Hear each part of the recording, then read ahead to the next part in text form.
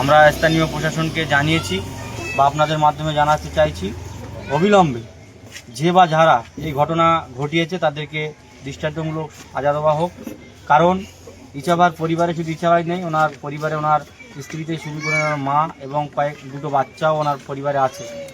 ঠিক রাতের বেলা এই রকম একটা বাড়ি নির্জন রাত্রে পাড়ায় যখন সবাই ঘুমিয়ে থাকে, সেই সময় এই এলাকা অশান্তি করার চেষ্টা করছে এলাকার তৃণমূলের বেশ কিছু দুষ্কৃতীরা।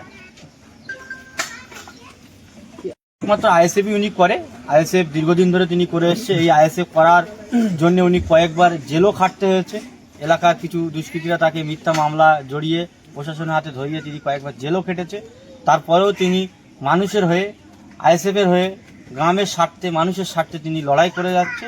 তাই ওনাকে চাপানোর জন্যই এই ঘটনা ঘটিয়েছে। তো ভোট নেই, তারপরে কেন এত হিংসা অশান্তি? ভাঙড় বারবার করেছে, কেন উঠে আসে? কেন উঠে আসছে? আপনারা জানেন, ভাঙড়ের অগণিত মানুষ, তারা যে দীর্ঘদিন শাসকের দ্বারায় তারা যে বঞ্চিত, তারা যে অত্যাচারিত, তার বিরুদ্ধে মানুষ আজ আইএসএফের দিকে, বিধায়ক নওশাদ সিদ্দিকীর জন্য আসার কারণে গ্রামের মানুষ যেভাবে নারী পুরুষ নির্বিশেষে ঐক্যবদ্ধভাবে তারা শাসকের বিরুদ্ধে প্রতিবাদ করায়, শাসকের থেকে তারা মুখ ঘুরিয়ে নেওয়ায়, তার কারণেই এলাকায় বিশেষ করে আইএসএফ কর্মীদের বাড়িতে বোমা মারা, আইএসএফ কর্মীকে দেখে দেখে মারা, বিভিন্নভাবে তাদেরকে চাপার চেষ্টা করছে। এইভাবেই ভাঙড়কে উত্তপ্ত করছে। থানায় কি অভিযোগ দায়ের করেছে? থানায় তো অভিযোগ আমরা অলরেডি ফোনে জানিয়েছি এবং অভিযোগ দায়ের আমরা কিছুক্ষণের মধ্যে করব।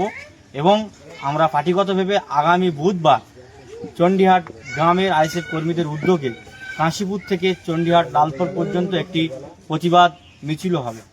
আপনার নাম বলবেন? টাইম সন্ধ্যে 6 ঘটিকায়। আমার নাম রাইনুর হক, জেলা পরিষদ সদস্য, আইএসএফ দক্ষিণ চব্বিশ পরগনা।